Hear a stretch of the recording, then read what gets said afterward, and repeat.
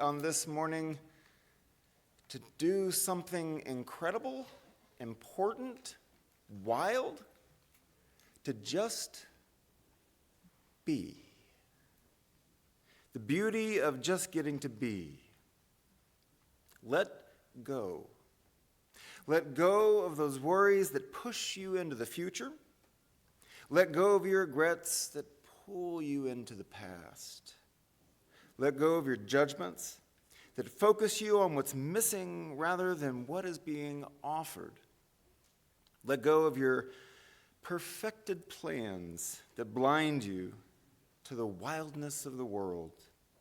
Let go of all of this so you can just be here, so you can notice, finally, the sweet stillness that wants to lure you and love you into the beauty of just getting to be. These words to begin shaping our space by the Reverend Scott Taylor as we begin our new month. It is a new month already, March. I don't know how that happens, but here we are, paying attention as our theme for this month. So we invite you to do just that on this morning, to simply be and to pay attention to all the beauty that is around you, these people, this music, this space, and this place.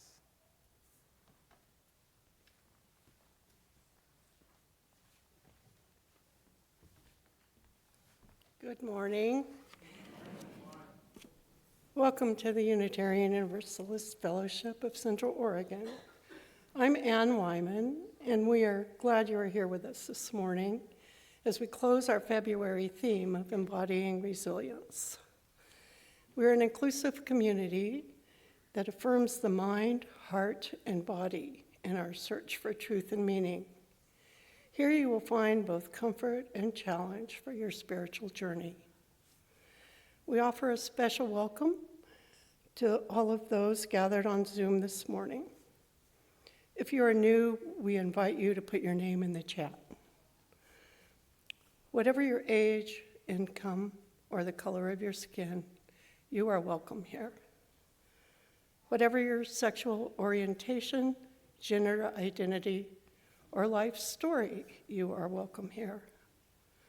If your heart is full of joy, or if it feels heavy this morning, you are welcome here. If in this current culture of division, if your beliefs differ from mine, but you are called to love, you are welcome here. Our chalice lighting this morning will be presented by Greg Byrne and Nancy Tyler.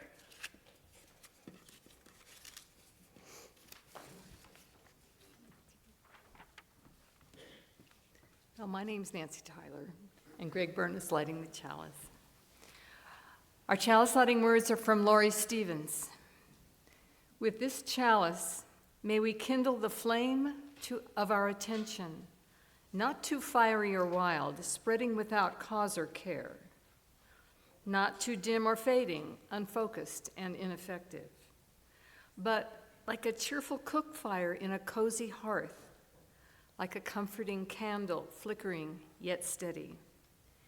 May our attention be befriended, directed, and sustained for the betterment of all humankind.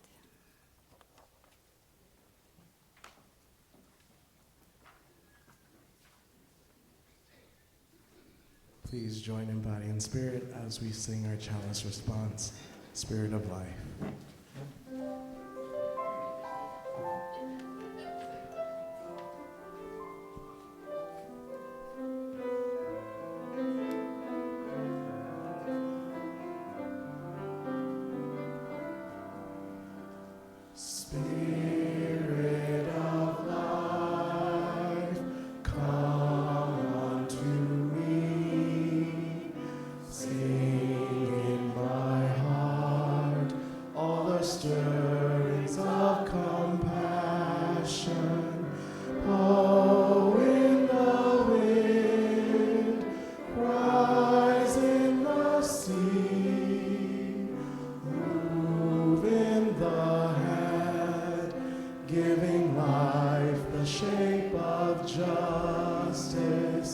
Roots hold me close, wings set me free. Spirit of life, come to me, come to me.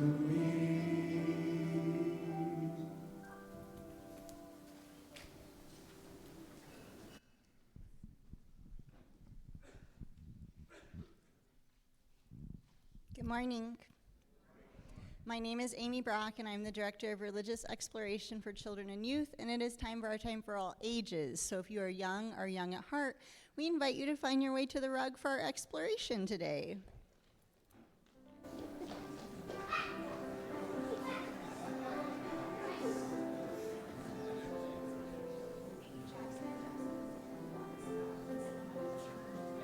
Pick one spot. Sit on it. Great. Spot. You're on the lily pad. Okay, it's your spot.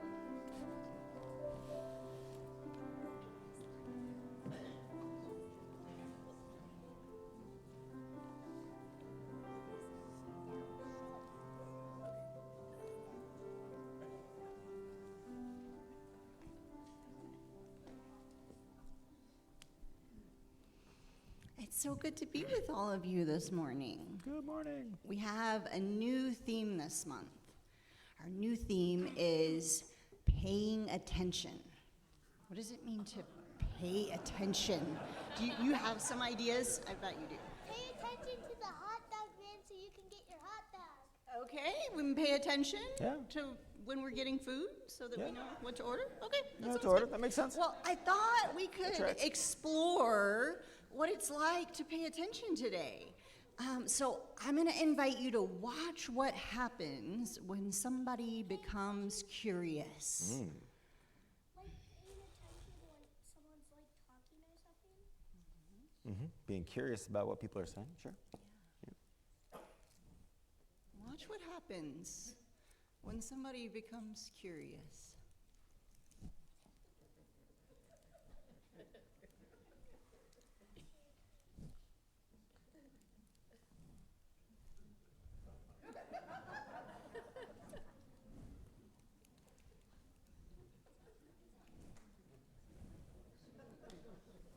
What do you see? I see nothing. You see nothing? There's just a big hole Are in you the sure? roof. I see something. I see all kinds of things. You see what? Okay, I forget how cool these lights are. These little ball Yeah. lights that we are. I see a Orbs? floating rhinoceros. Okay, maybe in the lights. All right, but you looked where I was looking because you were curious. And that's exactly how curiosity works. Attention spreads. When we give something our attention, other people notice, and then they start to look too. I wonder what would happen if we did that intentionally, if we did that together. Can we play a game together? Will you play with me? Yes. Okay. I'm going to point to different spaces in the room, and if you're online or visually impaired, feel free to look at something in your house or think of something in your mind as I do this. I'm going to make sure you feel included too. So I'm going to point for people here to something in the room, and when I point, I'm going to invite you to look there with me, okay? Okay.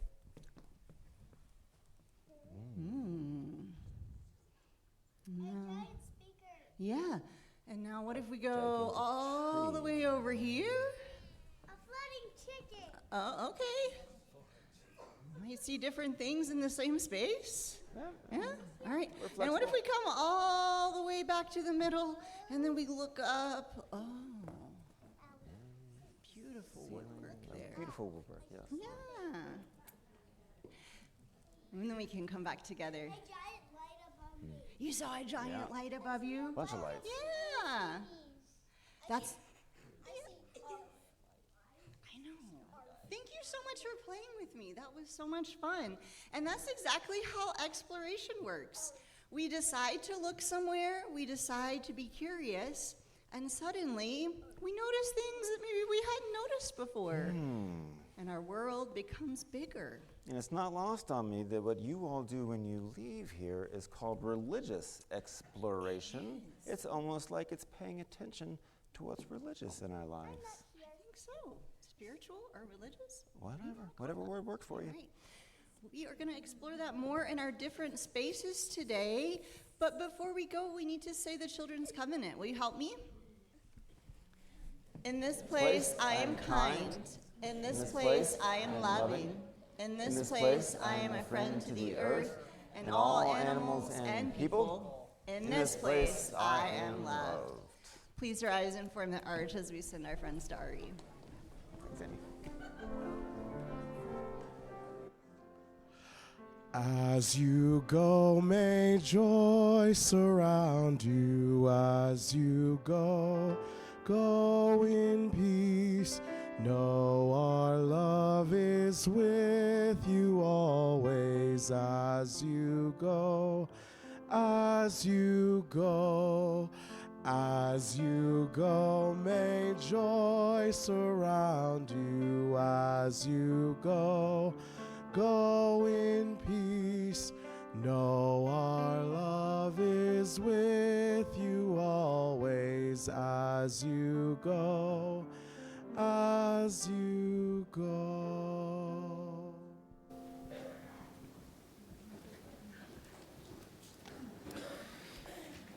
Good morning. My name is Laura Pitney, and I am the engagement coordinator here at UUFCO. And I was thinking this morning about my job and what I do when I stand up here to tell you things, and I always like to think about why I'm telling you things. So today, I am telling you things because it feels like we are in a moment, and Reverend Scott spoke a lot about this last week. We're in a moment when maybe we're wondering, what can I do? What is happening? And how do I interact with what is happening in my life, in the world? And there are some very simple things that I've been thinking about lately, and it is that we hold one another dear. We hold one another close. Because building love between us will do so many things that we cannot anticipate, foresee, or know. And so that is why I'm telling you things today. There are a couple of things that you can do to hold one another near or meet new people to hold near. Building connections is so important. So the first thing I'll mention is, I don't know if you've heard of circle suppers. It is something that happens here at UUFCO, but it is something that happens at many UU churches around the country, and it's an opportunity to meet other people who you may not know, who come to this fellowship and have a meal together.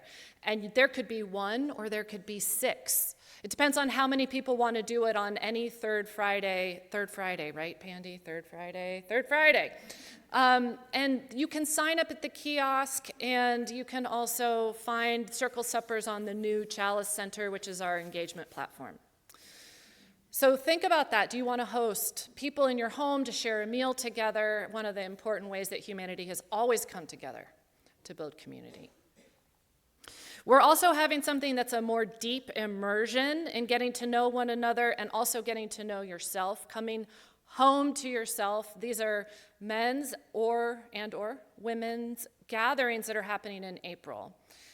You might learn something about people who you've known for a really long time, new things. You might learn something new about someone you've never met before, and you also might discover something more deep about yourself. And the more capacity we have to know ourselves, the more we can come together deeply with other people. So these are day and a half-ish long gatherings, and again, make sure your name has been added at some point to the list at the kiosk, or if you are getting emails from Men's Fellowship or Women's Connections, then you're already on the list, and you'll get an email to sign up for those gatherings in April. Another thing that you can do is wear your name tag. You are probably all wearing your name tags, but you probably also noticed that when you walked in, it was like chaos out there. Thank you for your patience. We are going through a process of just making sure that the people who are coming here have name tags, and the people who are no longer attending are not filling up that cabinet with all the slots so that you can easily find your name tag. So thank you for patience on this. It will be a several-week process that you may come in and find chaos. So thank you. More things, let me tell you in case it wasn't obvious. Name tag wearing is a really important part of welcoming. So if you've been coming for a long time and you see someone wearing a name tag that's handwritten, you can guess that they're newer. Say hello to them. Welcome them.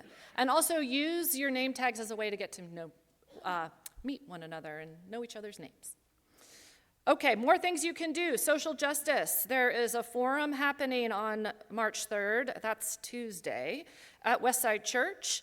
And that group, the Homeless Outreach Project, is in the back. The Homeless Outreach team is going to be in the back of the gathering hall. After service, you can talk to them there to find out more. And please don't forget to bring your fruits and vegetables next week for the Nourish Food Drive. We do that every second Sunday. Bring that, and you can drop that off at the Nourish table. Oh, okay, 2 more things. Engagement, our engagement platform, we're calling Chalice Center. If you are not already on that, you will see little QR codes scattered around the building and little laminated cards. Scan it, set yourself up. That way you can find out what groups you can participate in, get notifications from all those group leaders. So please make sure you do that. It'll help you stay connected. Okay, last thing, our building. Our building is a community building place. We use it for the fellowship. We also use it to support nonprofits in Central Oregon, and it raises thousands and thousands of dollars for nonprofit organizations because of fundraisers. We also use it for weddings, joy, love. And one of the people who is really important for that, her name is Shonda Johnson, and she is our events manager here, and she sent me a little message. She said that on Wednesday, not this Wednesday, but the one before, at 6, she noticed something that put a smile on her face. She said, after I finished setting up for an event that was scheduled for Thursday, choir was getting started.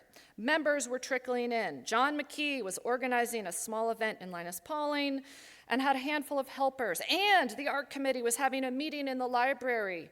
And all was well. 3 different groups using the space, and it was all working. Yay. So.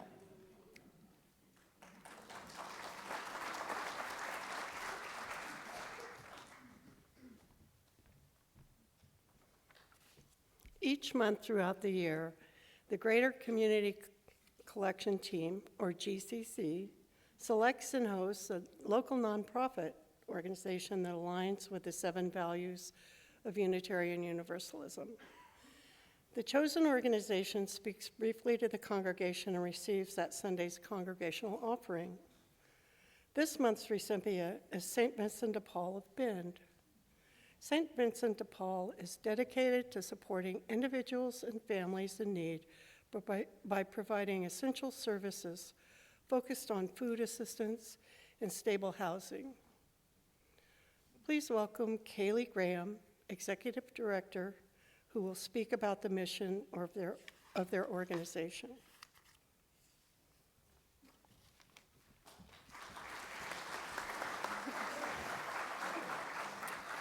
Good morning. My name is Kaylee Graham, and I am the Executive Director of St. Vincent de Paul here in Bend.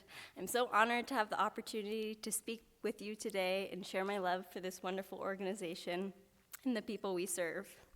I like to tell people that our focus is food and housing, although our services are a lot more expansive than that.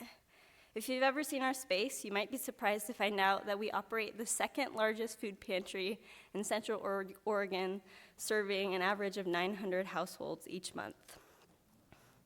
Thank you. In this same office, we provide support services such as mail pickup and prescription, ID, and clothing assistance. We do all of this and more with a team of 4 employees and nearly 70 incredible volunteers. Before I share a story with you, I'd like to ask you to close your eyes. I'll wait for a moment. Now imagine finishing a long day of work or errands and heading home. But instead of opening your door to warmth, light, and a comfy bed, your home is a tent sitting on frozen dirt. or a camper with a small propane heater and a few blankets as temperatures drop below freezing. Imagine the cold settling into your bones with no real way to escape it. Open your eyes. This is the daily reality for many of our neighbors here in Central Oregon. Our winters are harsh, even indoors, and for those living unhoused or unsheltered, a single cold night can be life-threatening. This is why St. Vincent de Paul created our Propane Assistance Program, one of many programs we offer aimed at supporting individuals' basic needs. Currently, we are the only organization in Bend offering this kind of consistent propane support, and people travel from all over Central Oregon to access it. Every day, we take calls and emails from people asking if we can help them stay warm. Just before Thanksgiving, I received an email from someone who had never reached out to us before. They explained that they were currently living in their camper and didn't know how they could continue to afford the high cost of propane. They asked how our assistance program worked. Later that week, they walked into our office, and I happened to be the one to check them in. They opened their phone to show me the email I had sent just the day before. I introduced myself and told them I'd be happy to get them signed up for propane assistance as well as a food box or a sack lunch. Before sending them on their way and getting them situated with the vouchers and lunches, they gave me lots of thanks. That evening, I was going through the day's messages, and I got an email from the same client.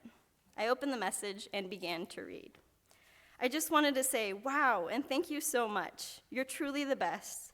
I really am grateful and appreciate you helping me out with heat and cooking this month. The to-go lunch sandwich is awesome. I hope you're blessed over and over. You're the good kind of heart, and your community appreciates you more than you know. Their gratitude was so pure and so honest that it stopped me in my tracks. For me, this was a normal part of my everyday that took me less than 5 minutes. But for them, it was heat, warmth, and the ability to cook. It reminded me that people need heat just as urgently as they need food, and they need it whether or not we're there to provide it. But the need is more than just propane. It's food, housing, shelter, hygiene products, clothing, and so much more. Unfortunately, funding cuts, increased competition for grants, and a 30% increase in first-time clients has led to a strain on our resources, putting many of our critical programs at risk. The individuals we serve aren't just numbers on a spreadsheet. They are people with names and stories. Their safety, their dignity, and in many cases, their survival depend on whether or not programs like ours continue. With your help and a donation from you, you can be a part of the difference that we make every single day. Thank you so much.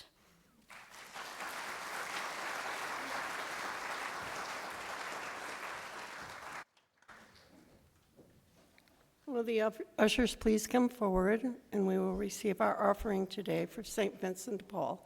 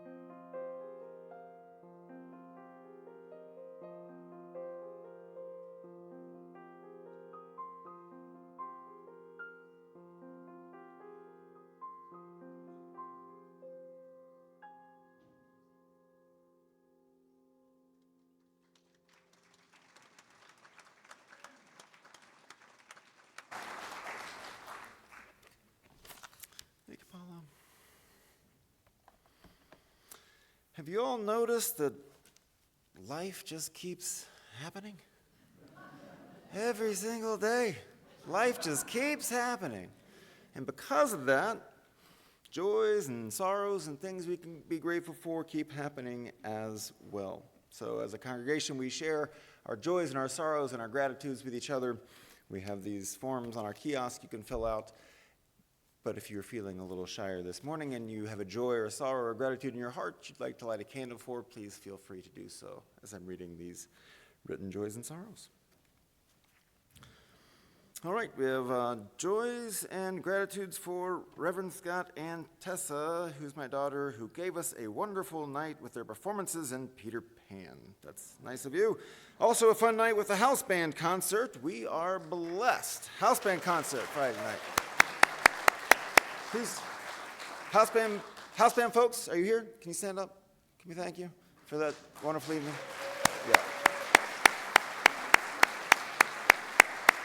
Thank you all. And then, in modest fashion, here's another one that Ellen Akin wrote. My joy took flight this week at the performances of Peter Pan. Our Tessa Rudolph, young thespian, pajama-clad as one of the main characters, flew off to Neverland. There she met her pirate dad, who even attempted dancing a tarantella. Yay, Tessa and a father and daughter experience. Arg, it is true. I've been moonlighting as a pirate. For the last 9 performances, the last 2 weeks, it has been an amazing experience at Slog, and this is actually where I met Drake. Fellow pirate, Drake.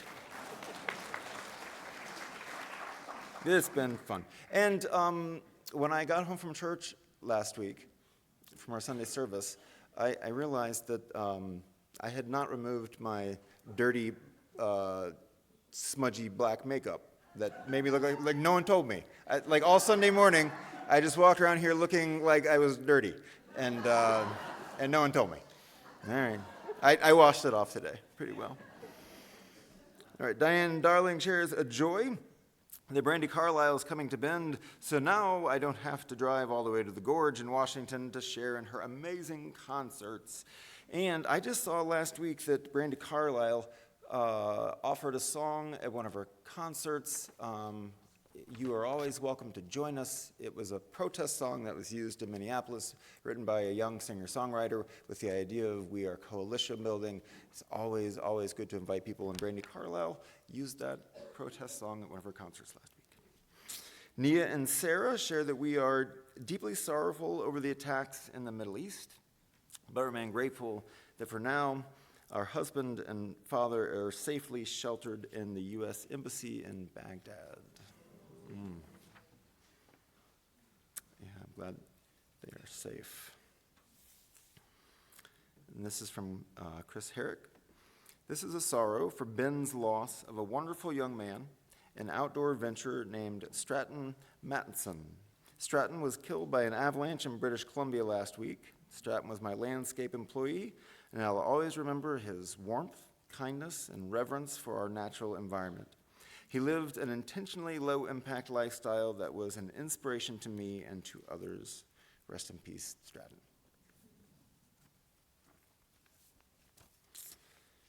And from Donna Dobkin, tons of joy. This past Friday, 50 UUFCO women participated in postcard writing for Actions for Democracy. 50 people. It was a wonderful session of connection, of not giving up, of staying hopeful that our voices matter and can make a difference. And our son Elliot and daughter-in-law Krista, who live in Portland, told us last week that they are expecting their 3rd child, a girl, in September. And our daughter Adria, who lives in LA, when hearing this news, decided to buy a home near them and is moving to Portland in April. Everybody's coming together. And this is particularly special because we also have a home in the same Portland neighborhood. All right. And we've adopted a 6-month-old Australian Shepherd puppy named Lucy, who will come to her forever home with us in April. She is a bundle of love and fluff. And lastly, today is Donna's birthday. I think we've normalized doing the birthday during the house band Sunday on the 3rd Sunday. That's when we sing happy birthday to everybody in the month. And a joy from Howard Palmer. Saturday's Bend Polar Plunge for Special Olympics was amazing. After years of procrastinating, this year I took the plunge. My gratitude is for the friends, family, and colleagues who participated and helped with sponsorship. Seeing all the organizations and individuals throughout Central Oregon who participated was inspiring. Most of all, my gratitude goes to the Special Olympics and all they do to bring joy and inclusion for individuals with intellectual disabilities. That sounds like a wonderful event. All those and more that exist in our lives, our joys and our sorrows and our gratitudes. Grateful to share those and have those held in this community. Because when I came in this morning, someone said to me, I'm glad this place is here because the weeks can be hard and it's good to connect, and I agree. The news keeps happening as well. And as we think about those people across the globe in Iran, we know that war, as that poster says, is not good for flowers, children, and other living things. Quite simple and true and tragic. And our hearts are heavy this morning. Violence and carnage are never the way of love. And so I'll invite us into a time of spoken prayer followed by silent meditation. This is a poem written just recently in response by Frederick Joseph. So let's just take a deep breath.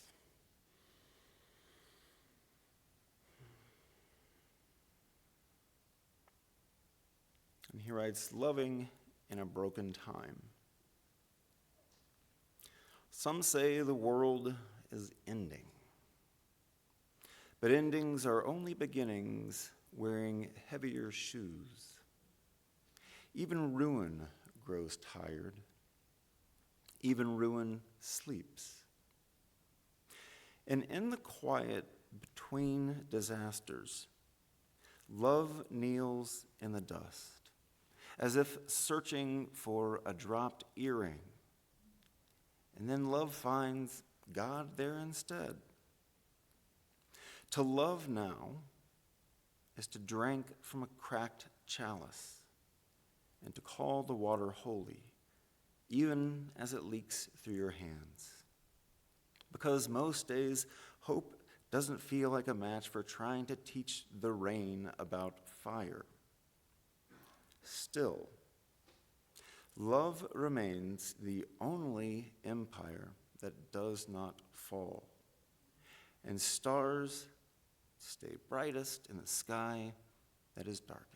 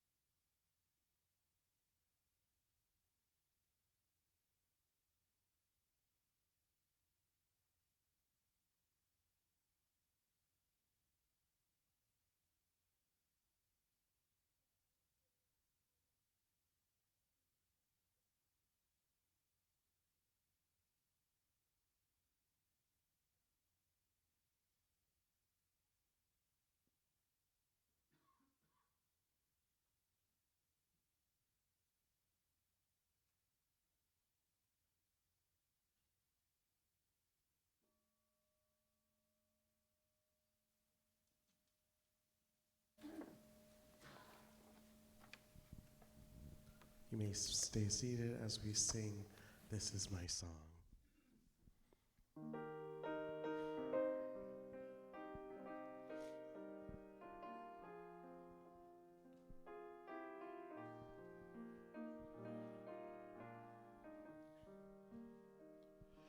This is my song, O God of all the nations, a song of peace for lands afar and mine.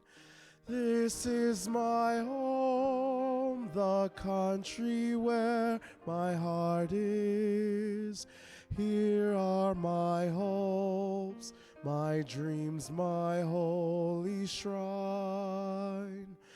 But other hearts in other lands are beating with hopes and dreams as true and high as mine. My country's skies are bluer than the ocean, and sunlight beams on clover leaf and pine.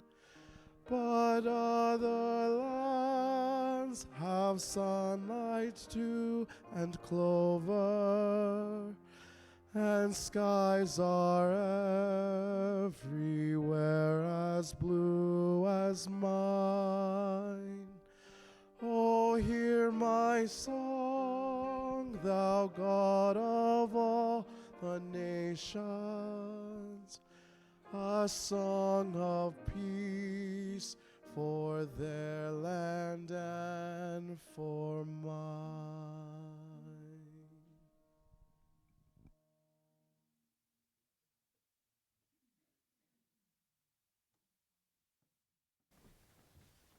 We have two readings today. And the first reading is from Ralph Waldo Emerson, who is an American writer, minister, and poet who led the transcendentalist movement of the mid-19th century. He said, "A person will worship something, have no doubt about that. We may think our tribute is paid in secret in the dark recesses of our hearts, but it will come out. That which dominates our imaginations and our thoughts will determine our lives and our character. Therefore, it behooves us to be careful what we worship, for what we are worshiping, we are becoming." And the second reading is from Bell Hook's book, All About Love, New Visions. She was an American author and educator and a fierce advocate for love. One of the best guides to how to be self-loving is to give ourselves the love we are often dreaming about receiving from others. There was a time when I felt lousy about my over 40 body, saw myself as too fat, too this or too that. Yet I fantasized about finding a lover who would give me the gift of being loved as I am. It is silly, isn't it, that I would dream of someone else offering to me the acceptance and affirmation I was withholding from myself. This was a moment when the maxim, "You can never love anybody if you are unable to love yourself," made clear sense to me. And I said, do not expect to receive the love from someone else you do not give yourself.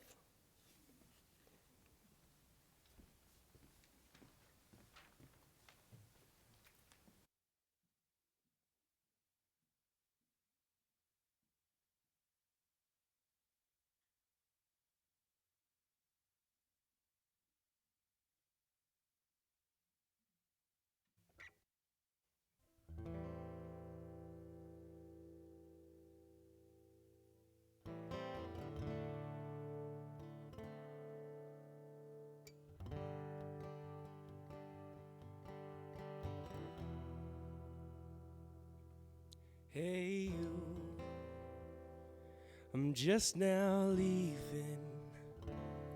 Can I come around later on this evening? Or do you need time? Yes, of course, that's fine. Hey you, good morning. I'm sure you're busy now. Why else would you ignore me? Or do you need space? You can't help it if your mind has changed. So go ahead and break my heart again. Leave me wondering why the hell I ever let you in. Are you the definition of insanity? Or am I? Or am I? Oh, it must be nice to love someone who lets you break them twice. You're so blue. Are you still breathing? Won't you tell me if you find that deeper meaning? Do you think I've gone blind? I know it's not the truth when you say I'm fine. So go ahead and break my heart again. Leave me wondering why the hell I ever let you in. Are you the definition of insanity? Or am I? Or am I? It must be nice to love someone who lets you break them twice. And don't pretend that I'm the instigator. You were the one, but you were born to say goodbye. You kissed me half a decade later. Those same perfumes, those same sad eyes. So go ahead and break my heart again. Leave me wondering why the hell I ever let you in. Are you the definition of insanity? Or am I? Or am I? It must be nice to love someone who lets you break them twice.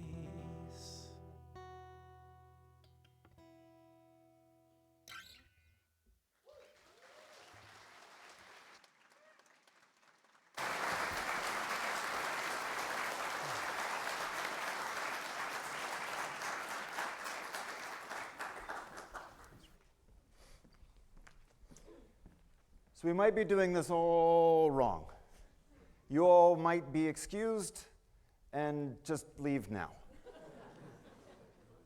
If Emerson was correct, and he might have been correct back in 1838. On July 15th, on that evening, he walked into the small chapel, which I've been in, and sat behind the same pulpit that he gave his divinity school address. But he walked into this room, and at the Harvard Divinity School, in front of all of their graduating students, he told them that maybe a bunch of ministers in formation, right? The church was perhaps dead, that it was useless, that it was cold, and that they would do better by just going outside. And so I know that many of you make a choice on these Sunday mornings to come here instead of going outside, because it is often said around these parts that nature is our church. But both can be true, thank goodness, and I'm glad you're here. So please stay for the rest of the service. Emerson just found that church wasn't doing it for him. He found it boring, cold, and uninspiring. He said during that address that I once heard a preacher who sorely tempted me to say that I would go to church no more. A snowstorm was falling about us, and the snowstorm was real, and the preacher merely spectral. The capital secret of his profession, namely to convert the life to truth, he had not learned. And this is Emerson, who would be one of the founders of Transcendentalism, that movement that really sought to go out into nature and find an unmediated experience of the holy. And so we risk a spiritual debt and looseness when we conform too much and don't allow all the meaning that is already there, when we don't pay attention to it. It's already all around us. Dare I say, you don't have to come here on Sunday mornings to receive it. But thank you for coming on Sunday mornings. Ralph Waldo Emerson. He's considered kind of a Unitarian saint. I have been remiss that in 14 years of ministry, I have only given Emerson like passing quotes. So if you will allow me just to speak of Ralph Waldo Emerson for a moment. This 19th century Unitarian minister turned poet, turned essayist, turned philosopher, and yes, the father of Transcendentalism.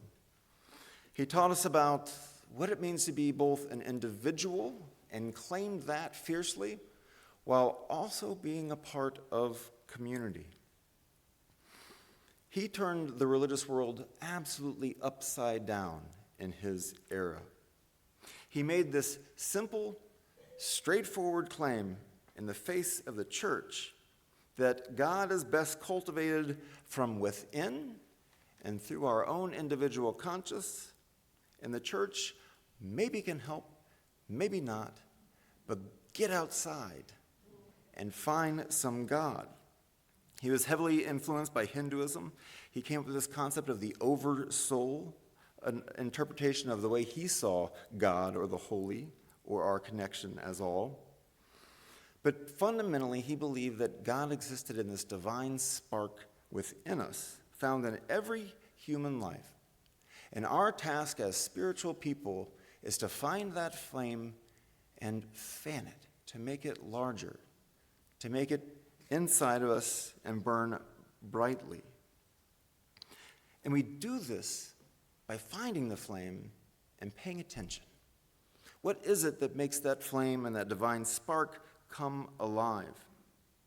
For Emerson, he knew that that divine spark inside of him was enlivened when he lived positively and he connected with other people and he did good works in the world to uplift himself and society at large. A simple revelation that you don't need the church, the capital C church. It's all right there anyway. Just pay attention. So he was popular in his day amongst Unitarians, but he was also constantly berated and ridiculed by other folks in that elite academic society. According to the Emerson scholar J. Frank Schulman, he would let no one defend him, though. He stood by his remarks and said that this is what I believe, and you don't have to believe it either. But then he showed it by the way he lived his life.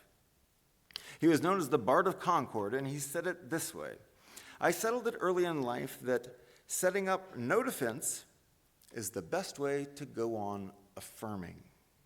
Schulman recounts an episode revealing that when Emerson spoke at the commencement at Middlebury College, when he finished his remarks, the president of the college invited up a Unitarian clergyman from Massachusetts to offer a prayer in which that minister entered that pulpit and said, "We beseech thee, O Lord, to deliver us from hearing any more transcendental nonsense as we have just listened to from this sacred desk." But after the benediction, Emerson turned to the person sitting next to him and remarked with gentleness, "He seems a very conscientious and plain-spoken man. He was affirming that person's worth, and he was, as we might say in these days, not being baited. He had a clarity of his own faith, his own integrity, and he did not need to defend or attack. And this sounds like a salve these days when so much we hear is negativity and attack and things that are aimed to harm. He had a simple respect of the other person, and he was simply paying attention to his own experience. And in doing so, he created this kind of spiritual serenity, which sounds nice to me. I strive for this kind of feeling.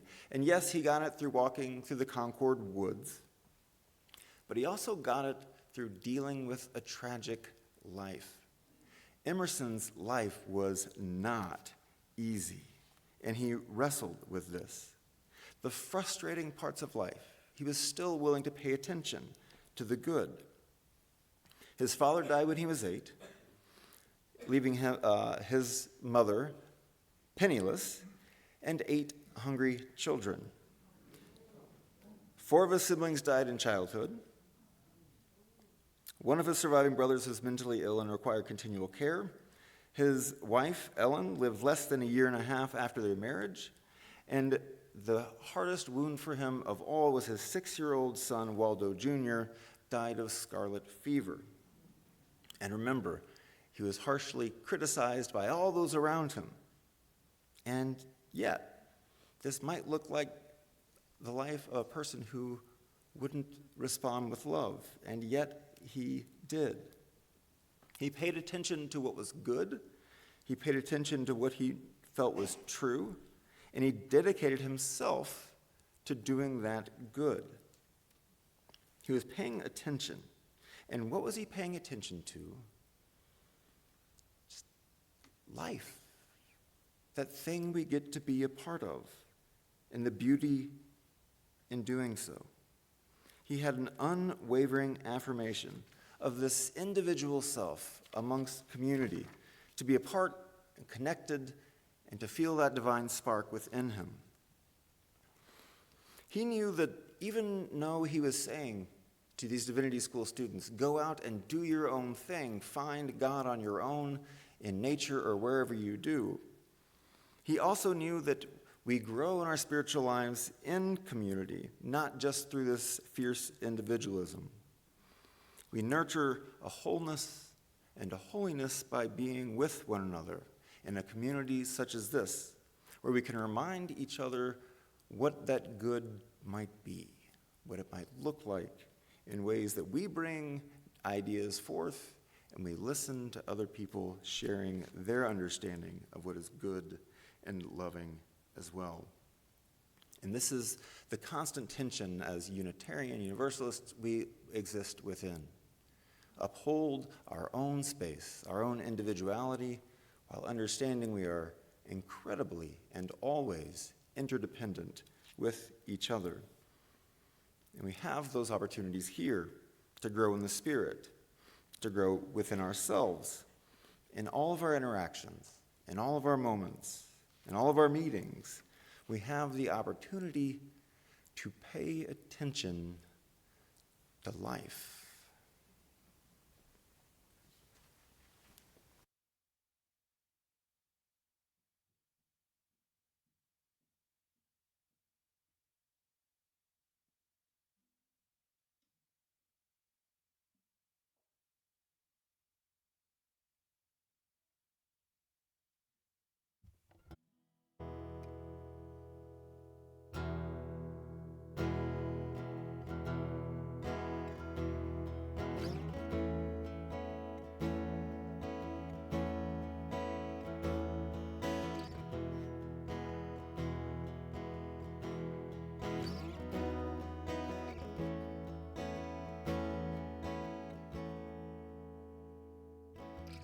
These nights are gone, and I feel myself moving on. as if the whole world is watching what I've done. Can I pick myself up and can I run?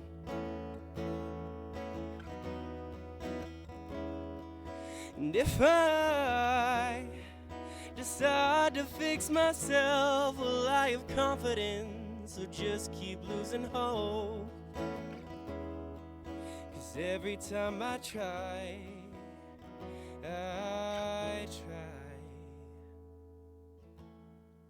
I'm lost in the smoke. And I'm away out with nowhere to go.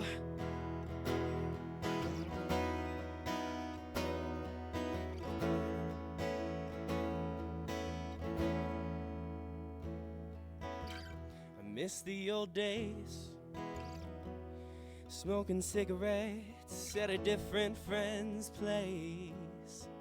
I'd cut the cards and roll the dice just for the sake. The adrenaline rushing through my veins. And if I decide to fix myself, will I have confidence or just keep growing old? 'Cause every time I try,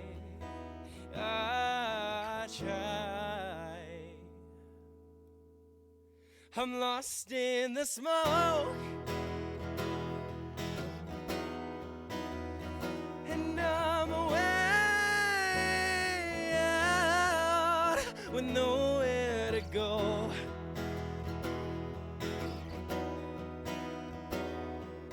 Whoa.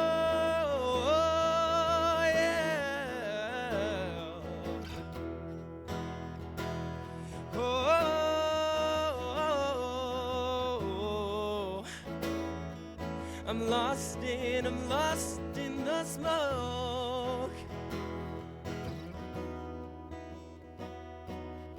Nowhere to go when I am lost in the smoke.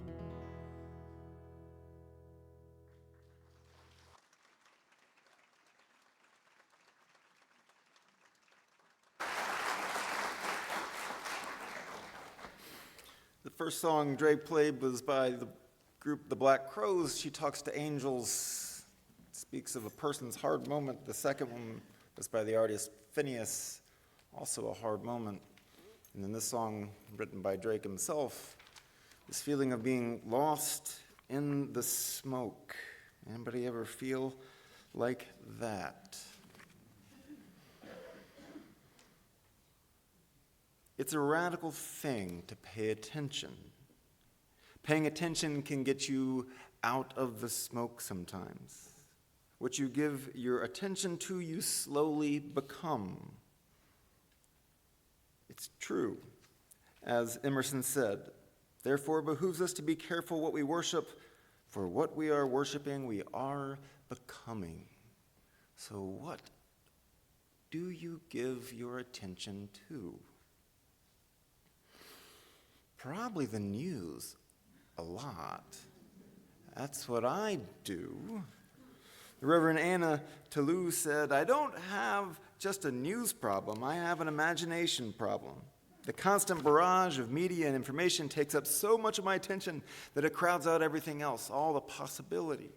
The violence and endless isms and oppression and war and climate disaster and constant and disturbingly flippant refrain in everyday conversation that the world is on fire.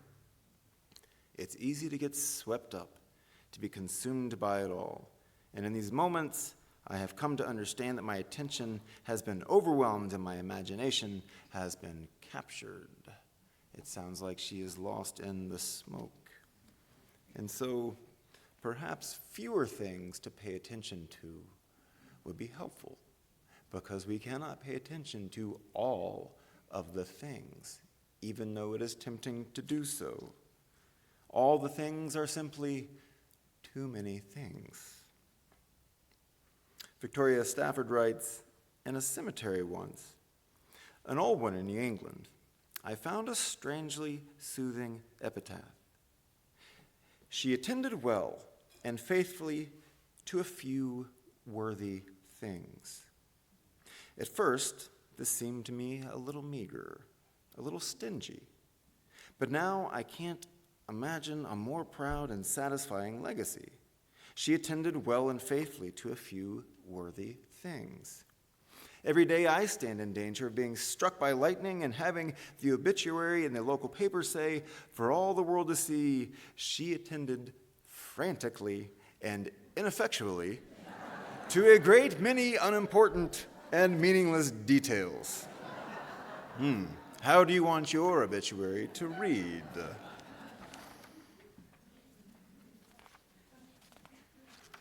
What we pay attention to is what we give our lives to.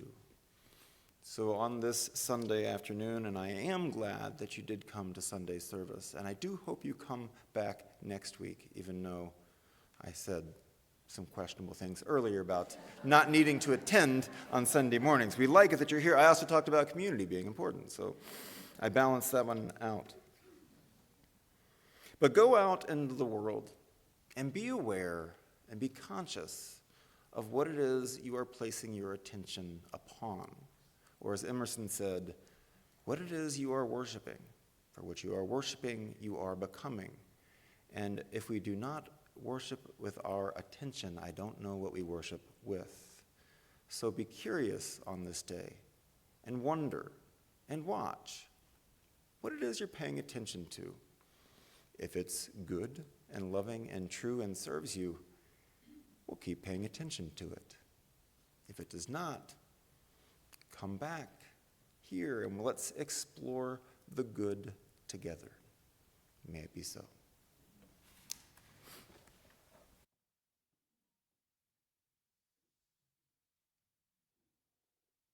Please rise in body and spirit and join in singing our closing song, For All That Is Our Life.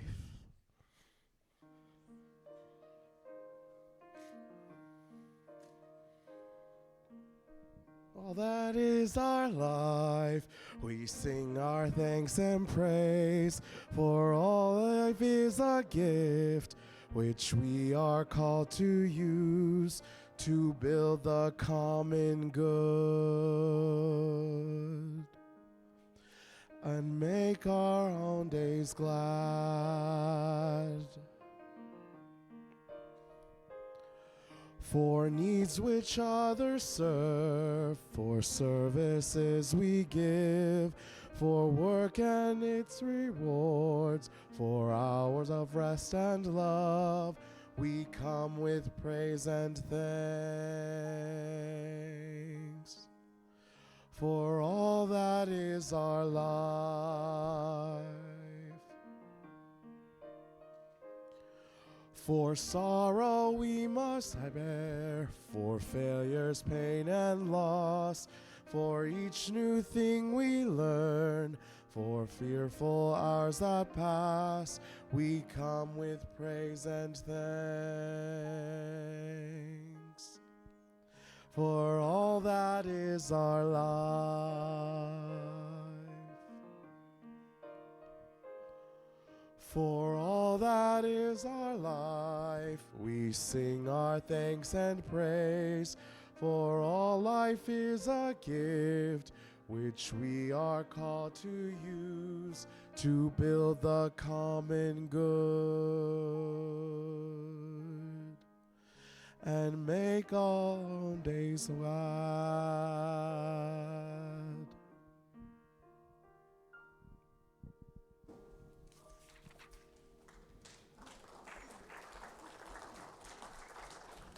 All right. Child's play.